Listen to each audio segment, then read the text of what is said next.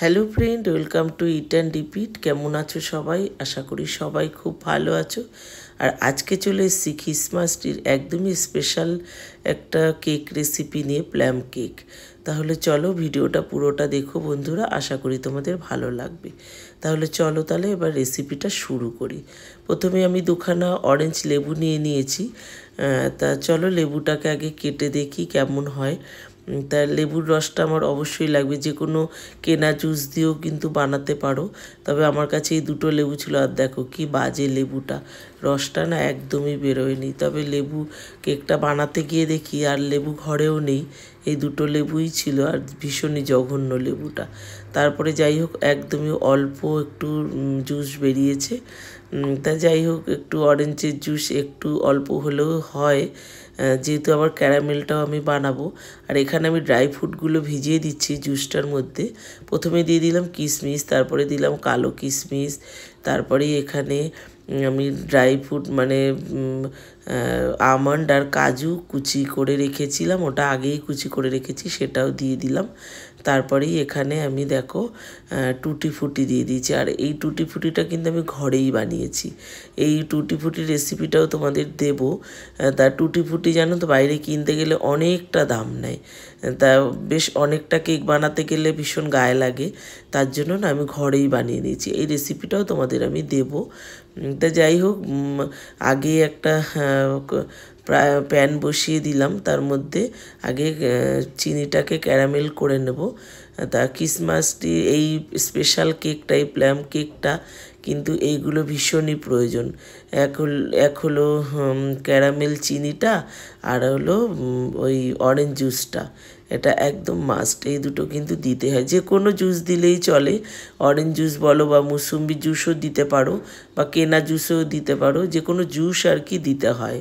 তা অরেঞ্জ জুসটাই বেশি ভালো হয়। তা দেখো আমি ওই কাপের মাপে এক কাপের থেকে একটু বেশি চিনি কিন্তু নিয়ে নিয়েছি। তা কেকটা একটু বড় করে বানাবো আজকে, তার জন্য একটু চিনিটা বেশি নিলাম। তা ক্যারামেলটা দেখো হয়ে গেছে। ক্যারামেলটা হয়ে যাওয়ার পরে একটু জল দিয়ে দিলাম। আর জলটা দেওয়ার সময় কিন্তু একটু সাবধানে দেবে, খুব ছেটে, কিন্তু আমারই কিন্তু হাতে একটু ছিটে এসছে, তার জন্যই বললাম এই জিনিসটা কিন্তু খুব সাবধানে করবে। তা ওদিকে ক্যারামেলটা একটু ঠান্ডা হোক, তারপরে চলো বাটিটা মেপে যে কাগজটা আমি বসাবো সেটা একটু কাটা তোমাদের দেখিয়ে দিই।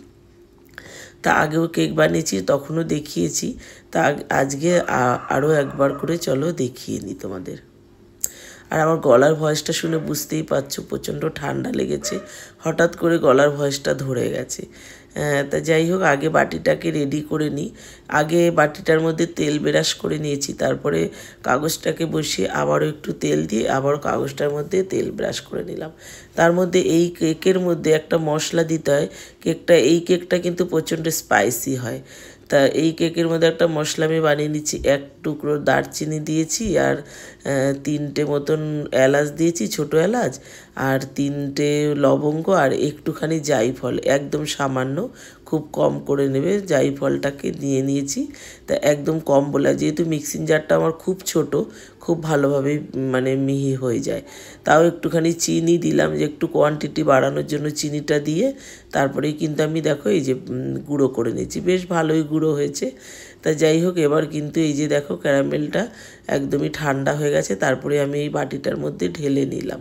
তারপরে এটা কি বলো তো, এই যে লেবুর ছিলকাটা আমি একটুখানি নিয়ে নিয়েছি, তাতে বেশ স্মেলটা কিন্তু খুব ভালো হয়।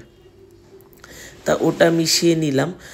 তারপরে এখানে ময়দাটা নিয়ে নিচ্ছি। এখানে এই কাপটার আমি 2 কাপ মতন ময়দা আজকে দিচ্ছি, একটু বড় করেই কেকটা বানাচ্ছি।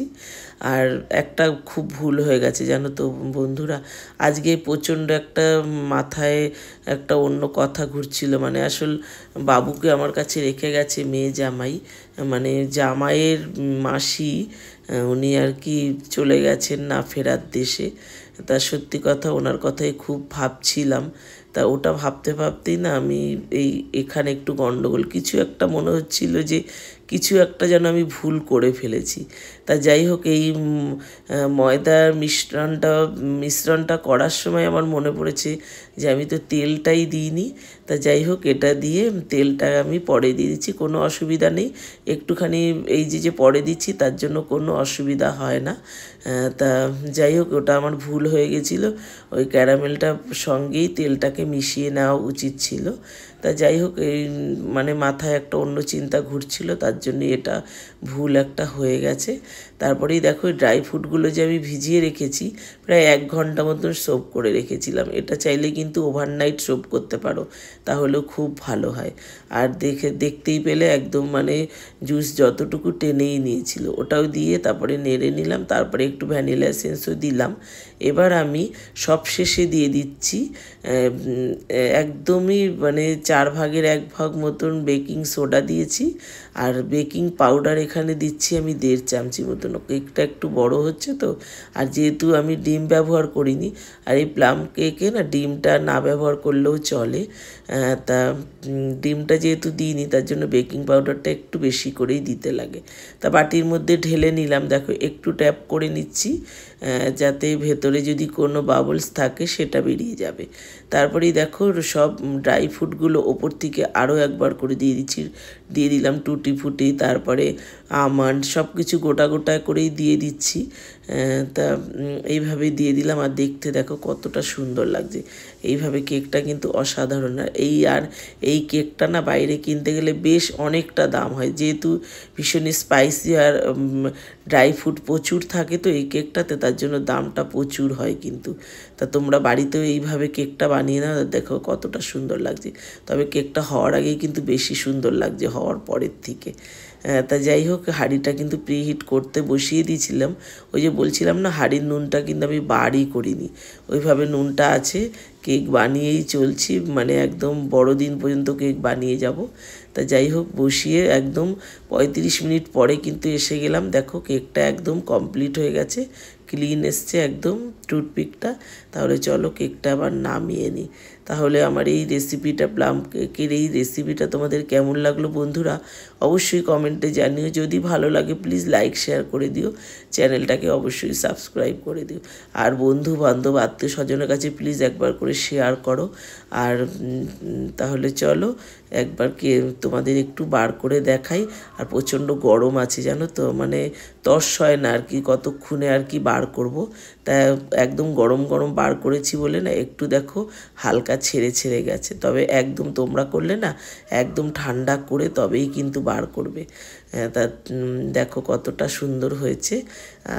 তা যাই হোক, কেমন লাগলো রেসিপিটা অবশ্যই জানিও। আজ আসি, সবাই ভালো থেকো, সুস্থ থেকো, সাবধানে থেকো। আবার আসবো যদি পারি আরও একটা কেকের রেসিপি নিয়ে।